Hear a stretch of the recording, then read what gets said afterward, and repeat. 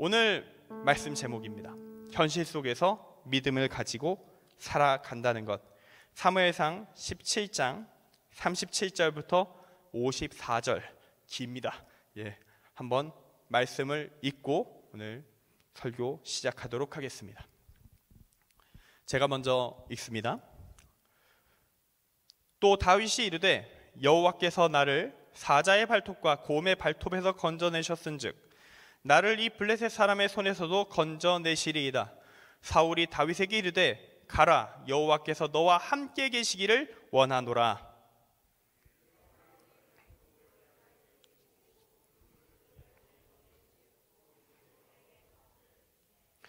다윗이 칼을 군복 위에 차고는 익숙하지 못하므로 시험적으로 걸어보다가 사울에게 말하되 익숙하지 못하니 이것을 입고 가지 못하겠나이다 하고 곧 벗고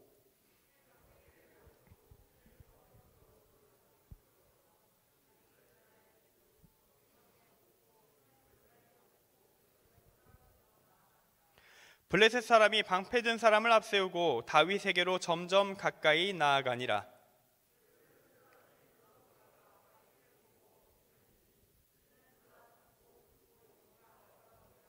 블레셋 사람이 다윗에게 이르되 내가 나를 개로 여기고 막대기를 가지고 내게 나왔느냐 하고 그의 신들의 이름으로 다윗을 저주하고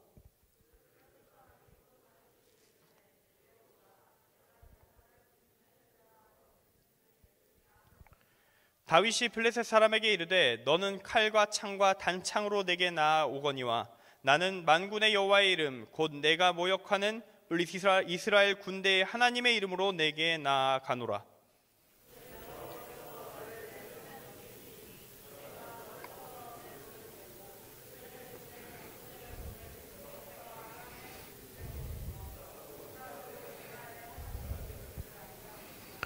또 여호와의 구원하심이 칼과 창에 있지 아니함을 이 무리에게 알게 하리라. 전쟁은 여호와께 속한 것인즉 그가 너희를 우리 손에 넘기시리라.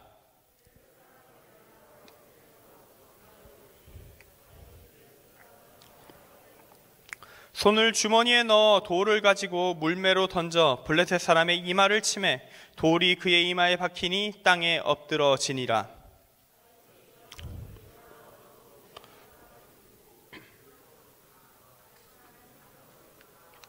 다윗이 달려가서 블레셋 사람을 밟고 그의 칼을 그 칼집에서 빼내어 그 칼로 그를 죽이고 그의 머리를 베니 블레셋 사람들이 자기 용사의 죽음을 보고 도망하는지라.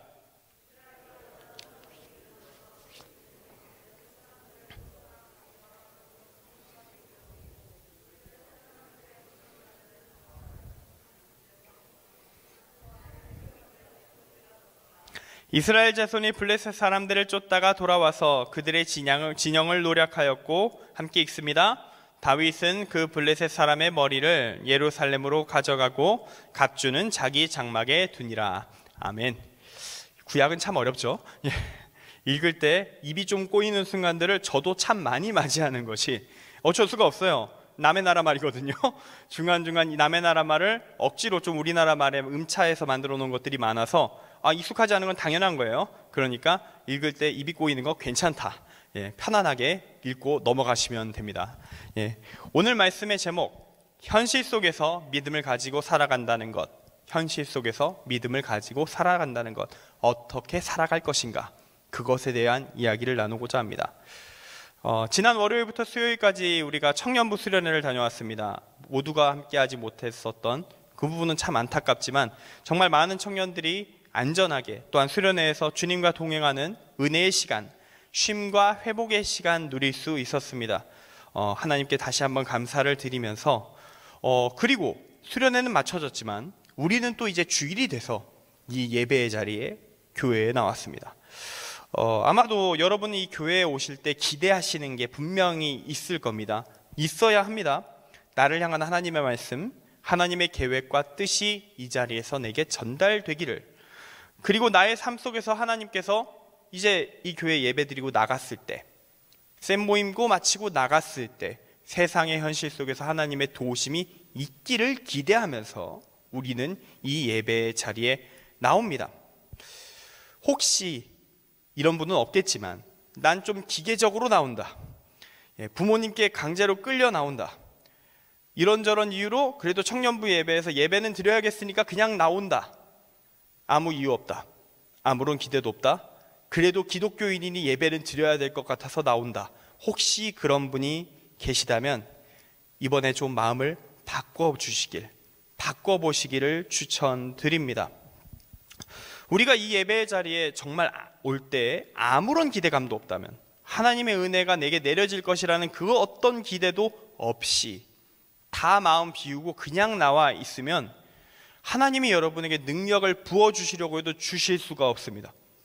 왜냐하면 하나님은 제가 계속 강조하지만 사랑의 하나님이시기 때문입니다. 여러분이 온 힘을 다해 내게 아무 말도 하지 마세요. 진짜로 아무 말도 하지 마세요. 난 그냥 앉아있고 싶으니까. 이 마음으로 여러분이 앉아있는데 어떻게 하나님이 말씀을 주세요? 줄 수 있어요. 강제로 우리의 뇌를 열어가지고 하나님을 주입하실 수 있다고요. 그런데 그러한 폭력이 어디 있습니까? 그건 세뇌라고 불러요. 우리는 그거를. 하나님은 그런 짓을 하지 않으십니다. 무능이 아니라 능력이 있지만 쓰지 않음, 그것이 하나님의 모습이시죠. 그렇기 때문에 우리는 이왕 이 예배의 자리에 나왔다면 하나님을 만나기 위해 마음을 여셔야 합니다. 그것이 여러분의 인생을 위해서라도 도움이 됩니다. 그러니 마음을 열고 진실한 마음으로 이 순간 하나님의 말씀에 집중하시기 바랍니다. 그러면 여러분이 주님을, 지금은 마음이 너무 덜 열려가지고 새어 들어가는 것밖에 없을 수도 있겠지만 언젠가는 마음이 조금씩 하나님이 비집고 들어가셔서 여러분이 주님을 만나게 될 줄 믿습니다. 우리는 이렇게 예배 가운데서, 또한 이 수련회 가운데서, 각종 교회의 사역 가운데서 하나님의 말씀을, 하나님의 뜻을 듣고 또한 내가 스스로 깨닫고 받습니다. 그런데 이제 다음 문제가 발생해요. 받은 이후 그걸 어떻게 소화할 거냐, 내가 어떻게 소화해서 현실 속에서 이 말씀을 실천해 나갈 거냐라는 문제가 발생합니다. 지혜롭게 얘기해라, 지혜롭게 해라, 이런 말을 듣죠. 쉽게 말해 잘해라. 어쩌라는 건가요? 어떻게 하는 것이 과연 잘하는 것일까요? 막막하잖아요. 진짜 지혜롭게 잘 하나님의 지혜를 구하며 기도하면서 해라라고 하는데 모르겠어요. 매우 당황스러운 질문이기도 합니다. 정답은 정답인데 그거 어떡하라고요? 라고 얘기하면 답이 없어요. 세부적인 답이. 그만큼 현실 속에서, 우리가 실제로 부딪히는 삶 속에서 말씀대로 살아간다는 게 당장 보이는 장벽이 참 무시무시하게 많다라는 이야기를 하는 겁니다. 포기하고 싶은 마음이 먼저 들기 때문에 대책을 구체적으로 말하기 힘들어요. 말해봤자 힘들어할 게 뻔히 보이니까 더 말할 수가 없기도 합니다. 조언 함부로 하는 게 아닌 내용이기도 합니다. 그래서 많은 사람들이 어찌 보면 예배의 기대감을 스스로 내려놓는지도 모르겠습니다. 받으면 무엇을 하겠는가? 하면 더 힘든데. 그러므로 이렇게 넘어가는 겁니다. 좋은 말 들었다, 마음의 위안이 됐다, 나는 안 하겠지만 그래도 좋은 음성 듣고 나니까, 좀 하나님 말씀 듣고 나니까 조금 마음의 위로가 됐어. 자, 그러니까 세상으로 나아가자꾸나. 아무것도 하지 않고 우리가 어쩌면 이 순간에 잠깐의 위안만 얻고 한 주를 그냥 살고 다시 위안을 얻고 반복되는 인생을 살고 있을지도 모른다는 이야기입니다. 우리 청년부는 사실은 조금 낫거든요. 일반 성인분들보다는 훨씬 낫습니다. 왜냐하면 바로 우리는 쌤 모임 하잖아요. 이어서 바로 쌤 모임이 있기 때문에 말씀 관련돼서 함께 또 서로 나누고 서로 돕는 이야기들, 서로 이야기를 나누는 시간이 있어서 조금 더 나아지긴 합니다. 그러나 그럼에도 불구하고 오늘 지나 월요일 되면 직장 들어가는 순간 삭제이죠. 어떻게 하란 말입니까? 아까도 말씀드렸다시피 이유는 이런 것입니다. 진리가 옳은 것은 알겠다. 그러나 현실화는 너무나도 어렵다. 치열한 노력이 필요해 보인다. 근데 그거 너무 하기 싫다. 이게 우리의 내면의 소리라는 것이죠. 그래서 오늘 저는 이제 말씀을 준비하면서 이 다윗의 이야기를 갖고 왔습니다. 다윗은 이 두려움, 비전을, 나를 향한 하나님의 뜻을 내 삶 속에서 현실화할 때 필연적으로 따라오는 그 두려움을 나름대로 꽤 잘 극복해낸 사람 중 하나입니다. 그리고 오늘 본문 이 유명한 다윗과 골리앗 이야기가 그 치열한 극복을 위한 노력의 끝에 얻는 첫 열매, 그 첫 열매를 얻는 순간입니다. 저는 오늘 말씀을 통해서 기대합니다. 여러분이 이 다윗의 삶을 보면서 나도 한번 도전해 봐야지란 마음이 꼭 들기를 바랍니다. 다윗은 사람이었거든요. 예수님보단 좀 따라가기 쉽지 않겠습니까? 이 사람 참 실수 많이 했어. 죄도 정말 많이 지었어. 이게 위대한 의인의 대명사기도 하지만 회개자의 대명사이기도 한 사람이 다윗입니다. 이 사람도 못 따라가면 안 된다는 얘기예요. 어찌 보면 다윗보다 여러분은 큰 범죄 아직 저지르지 않았어요. 다윗이 큰 죄 많이 저질렀거든요. 그러니까 여러분이 순수한 의의 영역으로 보면 다윗보다 나을지도 몰라. 그러니까 할 수 있다. 그러니까 도전해보자라는 이야기를 하는 겁니다. 그럼 이제 오늘 말씀 내용으로 좀 본격적으로 이제부터 내용으로 좀 들어가 보겠습니다. 오늘 말씀에서 다윗이 선택한 무기에 대한 얘기부터 할게요. 다윗이 무기를 선택하는데요. 뭘 선택하냐면요, 막대기, 물매, 그리고 물매에 물려서 날기 좋은 돌 5개가 그의 무기였습니다. 물매, 슬링입니다. 끝에 이제 돌 매달아서 빙빙빙해서 날리는 그런 원거리 무기를, 투석 무기를 사용하고 있었다는 것이죠. 이게요, 단체전에선 유용합니다. 많은 사람이 했을 때 화살비가 쏟아져야 이제 좀 화살이 의미가 있는 거고, 원거리 투석 병기는 다 같이 한꺼번에 뿌릴 때 가치가 있어요, 전투력에. 근데 1대1 병기로는 진짜 단발성이에요. 한 방 못 맞히면 바로 죽는 겁니다, 자기가. 1대1 병기로는 적절치 않은 병기다. 왜냐? 지속적으로 계속 날리기가 어렵기 때문입니다. 우리 영화 속에서 보는 반지의 제왕의 레골라스나 호크아이 씨 같은 경우에는, 우리 마블 시네마틱 유니버스의 호크아이 씨 같은 경우에는 진짜 쉴 새 없이 쏘아대면서 그것을 커버하지만 대부분 그러지 못한다라는 것이죠. 다윗에게 그럼 다른 무기가 없었는가? 아니에요. 다윗에게는 정말 최고의 무기가 있었습니다. 이스라엘 보유한 무기 중 가장 최고 품질의 무기, 사울 왕의 갑주와 창과 칼이 그에게 제공됐어요. 당대 최고의 전투병기. 우리는 가끔 이런 생각합니다. 다윗은 소년이었잖아요. 너무 무거워서 못 들지 않았을까요? 입지 못하지 않았을까요? 너무 덩치가 커서? 아닙니다. 오늘 말씀 38, 39절을 보면 우리는 환상을 깰 수 있어요. 38, 39절에 그가 사울왕의 장비를 착용했다라고 적혀 있거든요. 몸에 맞았단 얘기예요. 맞고 움직일 수 있었단 얘기입니다. 다윗의 신체 스펙, 소년입니다. 분명 미성년자이지만 그의 신체 스펙은 상당히 우월하였다라는 걸 우리는 여기서 확인할 수 있어요. 사울왕은요, 어떤 사람이었냐면, 이 사무엘상 9장 2절을 보면 그의 신체 스펙이 나오는데요, 이스라엘 민족 전체에서 정말 가장 당당한 키와 체격을 자랑하는 거구의 사람이었습니다. 모든 백성보다 어깨 위만큼 더 컸더라, 최소 머리 하나는 더 컸더라, 이런 사람이 사울왕이고, 그 사울왕의 몸에 맞춰진 갑주가 다윗에게 맞았다라는 것은, 우리는 다윗에 대한 환상을 깰 필요가 있어요. 최소 키 180에 신체 당당한 근육질의 거구 아저씨를 우리는 거구인데 애가 아직 20대가 안 됐어. 17세 18세야. 근데 몸이 그래. 갑자기 확 깨져. 다윗 왕은 그랬다라고 볼 수 있습니다. 오히려 성경대로 보면 그렇게 되는 거예요. 그런데 문제는 다윗이 그 무기를 거부합니다. 입을 수는 있었어. 입고는 있는데 못 써요. 왜냐? 익숙하지 않았기 때문에. 왜 익숙하지 않았는가? 우리는 여기를 좀 확인할 필요가 있어요. 다윗의 신체 능력, 근력의 문제가 아닙니다. 그는 그런 무기를 다뤄본 적이 별로 없는 거예요. 그의 일생 속에 이런 무기를 훈련해 본 적이 없는 겁니다. 참고로 고대에 사용되던 냉병기들, 이 창칼은 특히 모든 것을 완벽하게 갑주까지 갖추고 나가는 이 장군의 무구는요, 특별한 훈련을 지속적으로 안 하면 절대로 사용할 수 없을 정도의 무지막지한 무게를 자랑합니다. 고대 무기의 무게들이 이래요. 갑옷 무게만 20kg. 20kg가 온몸에 둘러싸여져 있다고 생각합시다. 움직일 수 있겠어요? 등에 매는 거가 아니라 몸을 둘러싸고 있는 겁니다. 20kg. 방패가 한 10kg, 5에서 10kg. 창의 무게가 한 5kg 정도. 그리고 당시에 이렇게 이 모든 걸 계산하고 칼도 있고 다른 것들 장구리 더 있잖아요. 그러니까 당시의 장수라고 할 사람들은 일단 최소 쇳덩이 20kg을 온몸에 두르고 그 상태에서 양손에 한 5kg씩, 최소 5kg씩 총 10kg을 필요하다면 몇 시간이고 쉬지 않고 휘둘러가 되는 사람들이에요. 몸이 얼때야 그게 가능할까요?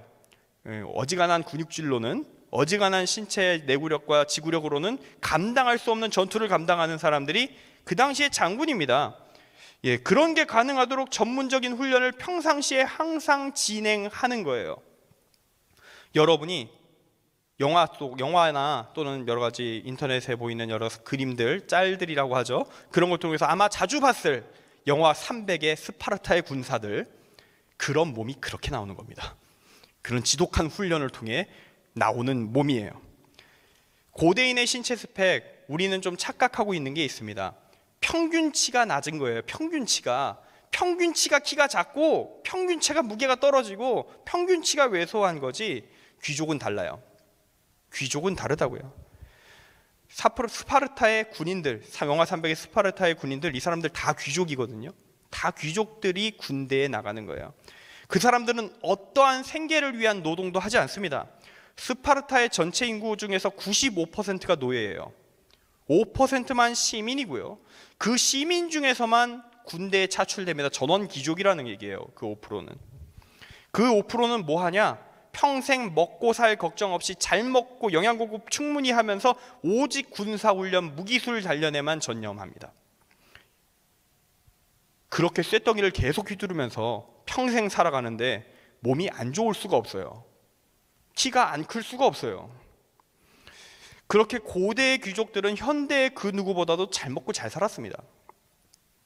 거기다가 이제 군사훈련에 매진하는 군인 집안이다, 장군 계통의 집안이다라고 하면 당대의 평균 신장 신체를 초월하는 걸 물론이고, 현대의 정말 체격 좋은 운동선수들, 격투기 선수들, 신체 능력이 있으면 우위에 있으면 있지 부족함이 없었던 사람들이 그 사람들입니다.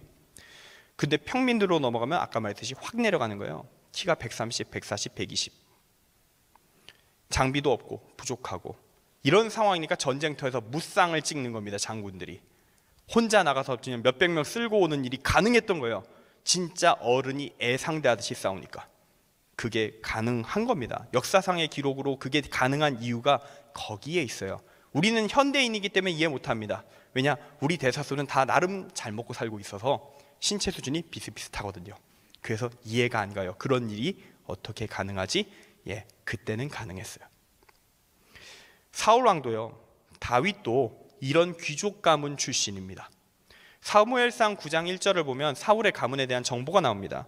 사울 왕의 아버지 기스를 가리켜 유력한 사람, 사울 왕은 금수저입니다. 다윗의 아버지 이세, 룻기 2장 1절에 우리가 알고 있는 그 유력한 자라고 설명되고 있는 보아스의 후손, 보아스와 룻의 자손, 즉 다윗도 금수저입니다. 즉 다윗은요, 가문의 허락만 받는다면 이런 무기를 아마 미리 다뤘을 거예요. 미리 훈련했을 겁니다. 가능했어요. 근데 그 훈련을 못 받았다는 거예요. 그런 가문에 있었음에도 불구하고 무기술 단련을 못했다. 이 전란의 시대에 살아남으려면 해야 됐을 텐데 그런 가문에서도 훈련을 못 받았다라는 겁니다. 사실 다윗은요, 이 기름 부음 받기 전에, 왕으로 부름 받기 전에도 막내 아들이라고 해서 형들의 자리를 위협하면 아니 되느니라 해가지고 맨날 이제 저기서 양이나 치고 있어. 그래가지고 이제 목동일만 하던 게 다윗이었어요. 그리고 놀랍게도 이제 사울 왕이 다음 때 왕 너다 기름 부음 딱 했을 때도 집안 내에서의 분위기는 안 바뀝니다. 형들의 질투의 대상이 되어서 오히려 더 살기 힘들어졌던 것으로 보여요. 다윗을 대하는 형들의 태도가 어떠했는가? 사무엘상 17장 28절을 보면 큰형 엘리압의 반응이 나오는데요, 그 내용이 이렇습니다. 골리앗과 내가 한번 싸워보겠습니다라고 얘기하는 다윗에게 이렇게 말해요. 내가 어찌하여 이리로 내려왔느냐? 들에 있는 양들을 누구에게 맡겼느냐? 나는 내 교만과 내 마음의 완악함을 아노니 내가 전쟁을 구경하러 왔노라. 이게 형의 말이에요. 그 더러운 입을 닥치고 빨리 양이나 치러 가. 이게 큰형의 말이었다라고요. 아마도 욕이 더 섞여 나왔을 거예요. 실제 상황에서는. 이게 다윗이 처한 그의 가정 환경입니다. 다윗도 알고 있었을 거예요. 당시 시대적 상황상 왕이 될 자라면 전쟁터에서 수시로 살아야 됩니다. 아직 안정기가 아니기 때문에 전쟁터에서 수시로 살아야 해요. 왕이 된다는 것은 어떤 의미를 가지느냐? 전투 기술을 익히지 않으면 살아남지 못한다. 그런 길을 걷게 될 것이다라는 거 다윗 알고 있습니다. 그런데 그렇게 훈련할 기회를 아예 박탈당한 거예요. 어쩌면 다윗의 가문은요, 다윗이 기름 부음을 받은 것 자체가 별로 마음에 들지 않았을 수 있어요. 어떤 과정을 통해 왕위를 잇게 될지는 설명이 없어요. 하나님이 하시겠지. 어쩌면 하나님의 인도하심 아래 비교적으로 평화적인 길이 열릴지도 모르지만, 그럴 가능성이 나중에 다윗이 좀 성공하고 나서 이제 뭐 사위가 되고 막 그러면서 조금 그럴 것 같아 보이다가 또 이제 다시 망가져지는 장면이 나오는데, 어쨌든 잘못하다가는 이 질투심에 가득한 사울 왕이 가문을 멸절시키지 않겠습니까? 무서운 거예요, 그게. 그래서 안정제일주의를 가문은 선택합니다. 다윗의 입을 틀어막고 그가 왕이 될 수 있는 스펙을 쌓는 것, 필요한 것 갖추는 것, 내가 할 수 있는 모든 힘을 다해 차단한다. 그게 가문의 선택이었습니다. 그래서 다윗은 제대로 된 무기수를 연마하지 못해요. 전란의 시대 전쟁 영웅이 될 수 있는 길을 차단당합니다. 가문이, 아버지가, 형이 나의 앞길을 막고 있습니다. 그렇게 이제 다윗은 선택의 기로에 놓이게 되는 거예요. 하나님은 이미 그를 부르셨어요. 기름을 부으셨고 사무엘상 16장 13절에 따르면 그때 다윗이 하나님의 영에 크게 감동되었다라고 적혀 있으니까 분명히 부르심 받았고 나름의 체험도 했습니다. 그런데 그의 모든 체험을 가족들이 부정하고 있어요. 너는 그렇게 살면 안 돼. 너 그렇게 살면 우리가 죽어. 다 같이 죽어. 그러니까 입 다물어. 그 소명과 비전을 다 찢어서 버려. 너는 평생 목동으로 살아야 돼. 너의 모든 꿈을 버리고. 우리가 그렇게 만들 거야. 그게 다윗의 상황이었다고요. 그럼 이때 다윗은 어떤 선택을 했을까요? 일단 어렵습니다. 가족의 선택에 저항하기 어려워요. 그래서 일단 그는 목동으로 살기를 결정합니다. 받아들였어요. 그런데 그가 포기했느냐? 그건 아니었습니다. 그는 목동의 자리에서 내가 할 수 있는 최대의 노력은 무엇인가를 고민합니다. 이게 중요합니다. 이걸 우리가 본받아야 하는 것입니다. 다윗은 포기하지 않았어요. 내가 지금 할 수 있는 이 제한적인 이 목동이라는 한계선 안에서 하나님의 뜻에 부응하기 위해 정말 최선을 다합니다. 그 최선을 다한 결과가 오늘 말씀에 나오는 골리앗 앞에서의 승리로 이어지게 되는 것입니다. 다행스럽게도 양치는 목동에도 전투 기술이 하나 있었어요. 그게 바로 슬링, 물매를 다루는 기술이었습니다. 다윗은 현재 자신의 위치에서 이 훈련할 수 있는 유일한 전투 기술을 정말 치열하게, 그 누구보다 강하게 연마합니다. 슬링을 다루는 이 병과 투석병은요, 여러분 그냥 목동들이 그냥 장난치는 그런 게 아니에요. 실제 정식 병과입니다. 고대 군대에 실제로 운영되었었던 병과예요. 투석병, 로마 제국의 군대 경보병들이 실제로 투석까지 했었습니다. 물매를 들고 다녔어요. 그때까지도 계속 쓰였다는 얘기죠. 근데 이 경보병의 이 물맷돌을 휘두르는 이 투석병의 위치가 언제 떨어지냐? 방패가 개발된 이후부터, 방패를 효율적으로 사용하기 시작한 이후부터 약화되기 시작해요. 방패, 뒤에 좀 중요한 차원에서 방패 이야기가 좀 나올 겁니다. 어쨌든 이 슬링 기술을 정말 극한까지 연마한 것이죠. 실제로 당시 목동들 중에서 뛰어난 전투 능력이 있다고 알려진 사람들은 맹수들을 쫓아낼 수 있는 정도는 되었다. 위협해서 쫓아낼 수 있는 정도는 되었다라고 역사적인 기록이 있습니다.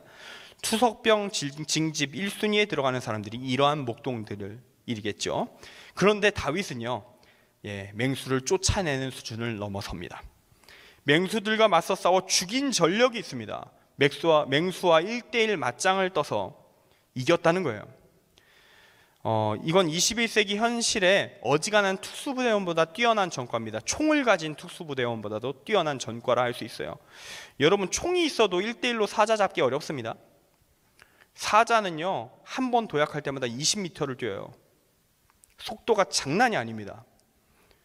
100m 앞에 사자가 있으면요, 사자는 5초 만에 우리 코앞에 다가옵니다. 그리고 우리의 목을 치죠.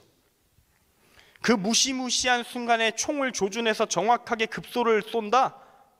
안 돼요. 어지간한 전문 훈련 받은 사람 아니면 불가능합니다. 제대로 급소를 맞추지 않으면 사자가도 두터워서 어지간한 총으로는 뚫리지도 않아요. 빗 맞아서는 안 죽어요. 화가 나서 더덤들지. 즉 한 방에 급소를 끝장내야 된다는 얘기입니다. 근데 그 원시적인 돌덩어리로 슬링으로 사자와 곰을 때려 죽인 전력이 있었다. 이게 다윗의 이력이었습니다. 이 정도 목동이면 소문이 납니다. 말도 안 된다, 무시무시한 놈이 나타났다, 이러면서 소문이 나게 되는 거죠. 사무엘상 16장 18절은 다윗에 대한 소문의 내용을 이렇게 전합니다. 용기와 무용과 구변이 있는 준수한 자라, 여기만 있는 게 아니라 여호와께서 그와 함께 하시더이다, 함께 계시더이다. 왜 그랬느냐? 슬링만으로 사자와 곰을 잡았다. 믿을 수 없다. 이건 기적이다. 하나님의 도우심이 없으면 불가능하다. 그러므로 그는 이렇게 위명이 붙은 겁니다. 주님이 계신다, 그와. 그렇지 않으면 그의 전적을 설명할 수 없다라는 것이죠. 이렇게 다윗 가문의 생존 전략은 반만 성공합니다. 그에게 정식 무기술이 전달되는 건 피해 막았어요. 하지만 그가 어떻게든 유명해지는 걸 막긴 어려웠습니다. 이제 정리를 해볼까요? 다윗은 분명 장군이 될 수 있는 정식적인 무술을 연마한 적은 없습니다. 그러나 목동중 최강자 평가를 받는 투석병계의 신성, 그것이 다윗의 위치입니다.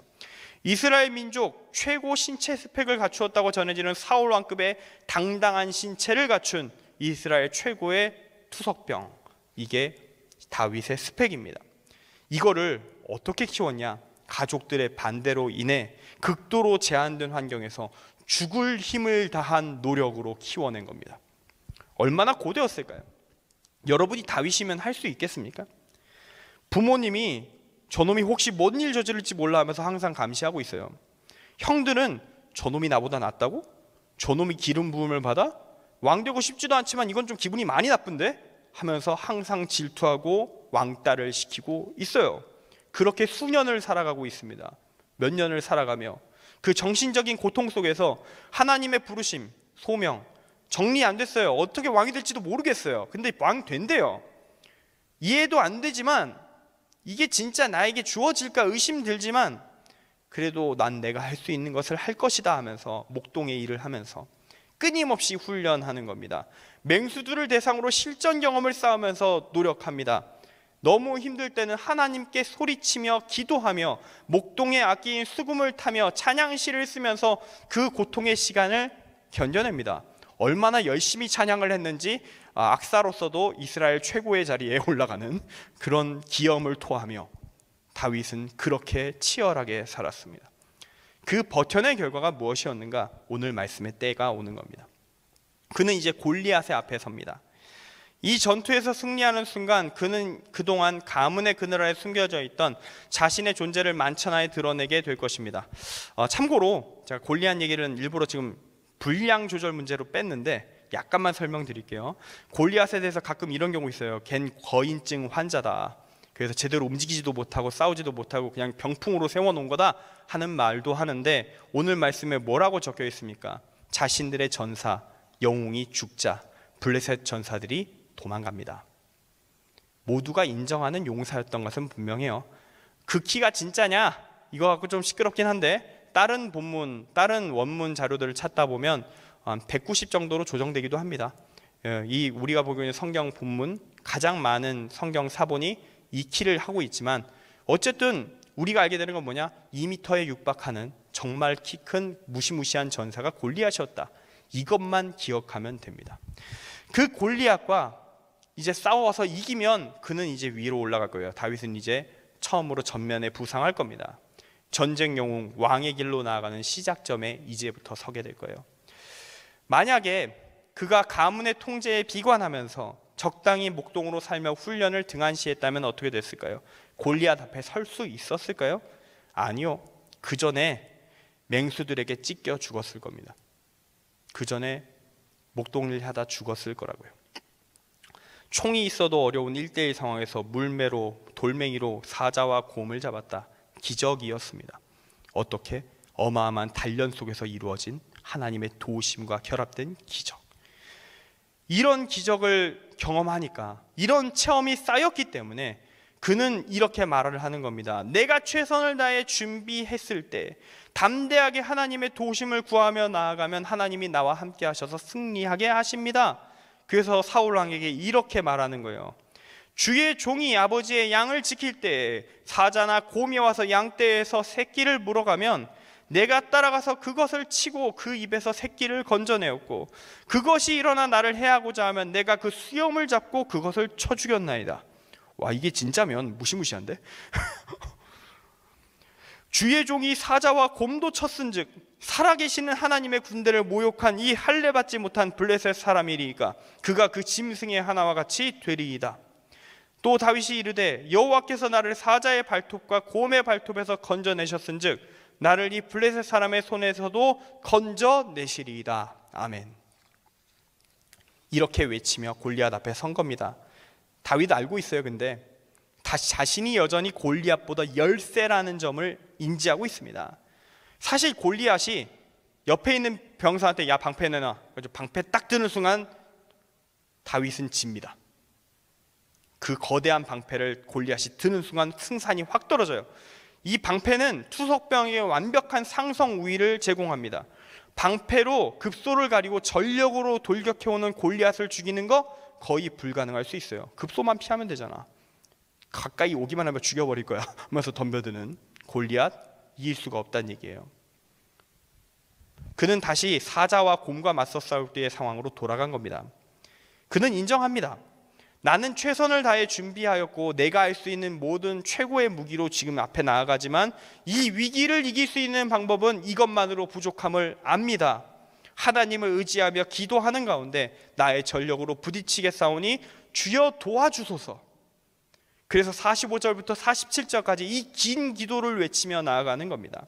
너는 칼과 창과 단창으로 내게 나아오거니와 나는 만군의 여호와의 이름 곧 내가 모욕하는 이스라엘 군대의 하나님의 이름으로 내게 나아가노라. 오늘 여호와께서 너를 내 손에 넘기시리니 내가 너를 쳐서 내 목을 베고 블레셋 군대의 시체를 오늘 공중의 새와 딸의 들짐승에게 주어 온 땅으로 이스라엘의 하나님이 계신 줄 알게 하겠고 또 여호와의 구원하심이 칼과 창에 있지 아니함을 이 무리에게 알게 하리라. 전쟁은 여호와께 속한 것인즉 그가 너희를 우리 손에 넘기시리라. 아멘. 그리고 골리앗은 방심했어요. 다윗의 무기조차 제대로 확인하지 않은 채 방패 없이 돌격합니다.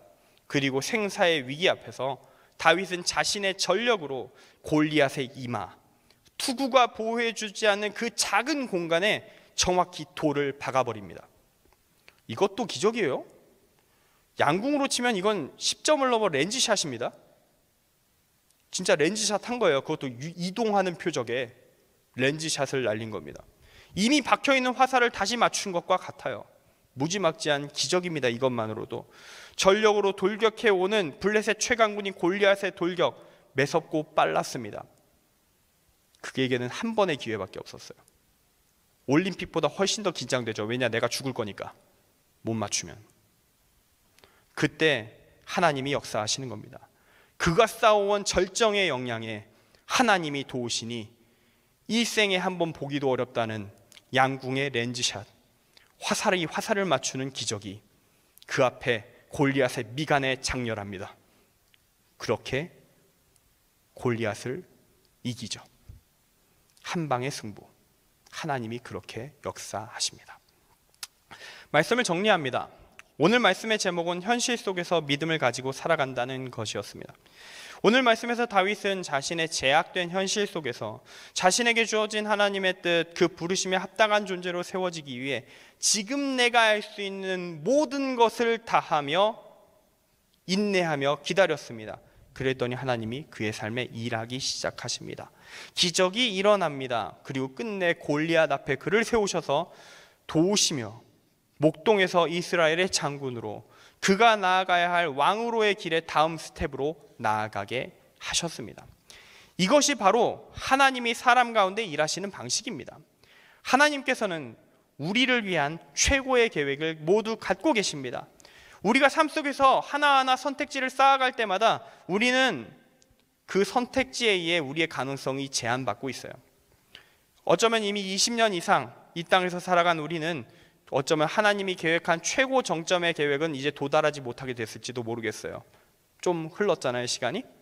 하지만 그래도 아직 할 수 있는 게 많습니다. 늦지 않았습니다. 지금이라도 나를 향한 하나님의 뜻을 찾으려고 노력하며 현실 속에서 내가 그리스도인으로서 어떻게 살아갈 수 있을지를 고민하며 가볍지 않게 진지하게 믿음 안에서 살아간다면 여러분은 나를 향한 하나님의 계획을 찾을 수 있을 것입니다. 사실 우리가 예수를 믿는 그리스도인이 이상 큰 차원의 계획은 이미 나와 있어요. 우리를 향한 하나님의 뜻을 찾을 수 있는 방법 이미 성경에 공지되어 있습니다. 그것은 바로 하나님 사랑, 이웃 사랑입니다. 나는 어떻게 하나님을 사랑하고 이웃 사랑을 실천할 수 있을 것인가? 지금 내가 선 자리에서 그렇게 최선을 다해 노력하면 하나님이 여러분의 삶을 이끌어 가실 줄 믿습니다. 보다 명확한 부르심이 여러분에게 주어질 줄 믿습니다. 그리고 그 부르심에 합당한 존재가 되기 위해서는 우리는 최선으로 모든 순간 도전해야 할 것입니다. 다윗처럼 말이죠. 그 도전이 쉬울까요? 어려울까요? 영웅의 삶, 의인의 삶은 아름답습니다. 그 삶은 옳은 것이기에 영광된 것이나 영광에 합당한 삶의 무게는 절대로 가볍지 않습니다. 그리고 현실 속에서 믿음을 가지고 살아간다는 것은 바로 그 의인의 삶을 내 삶으로 받아들이겠다는 결단을 요청하고 있습니다. 그때 하나님이 우리 가운데 일하십니다. 현실의 골리앗 앞에 쥐죽은 듯이 덜덜 떨며 그저 살아가는 소시민이 아니라 그 모든 악을 어둠을 이기도록 하십니다. 현실에 지지 않는 길, 세상을 이기는 길, 오직 하나님을 붙들며 온 힘 다해 나아가는 자에게 주어질 수 있습니다. 그 주님을 찬양하며 모든 순간 살아가며 주 안에서 승리하는 우리 모두가 되기를 간절히 소망합니다. 기도하겠습니다. 사랑의 하나님 아버지, 오늘 이 순간 다윗의 이야기를 확인합니다. 그의 삶이 정말 녹록치 않았음을, 정말 고통으로 가득 찬 삶이었음을, 치열한 노력이 병행되는 삶이었음을 확인합니다. 그의 고난, 그의 노력, 끝까지 포기하지 않았던, 하나님의 뜻을 붙잡고 나아가기를 포기하지 않았던 그가 끝내 하나님의 영광을 쟁취하는 것을 보며 주님, 이것이 그리스도인의 길임을 확인합니다. 이것이 믿는 자의 길임을 확인합니다. 세상이 어두울 때 세상을 정화하려 하는 자, 세상과 싸워야 할 것입니다. 주님, 그 싸움 쉽지 않습니다. 어렵습니다. 함께 싸우겠사오니 우리 공동체가, 우리 청년교회가 그와 함께 싸우겠사오니 주여 이 자리에 임하셔서 다윗에게 역사하신 하나님, 우리에게도 역사하여 주시옵소서. 감사드리며 주 예수 그리스도의 이름으로 기도합니다. 아멘.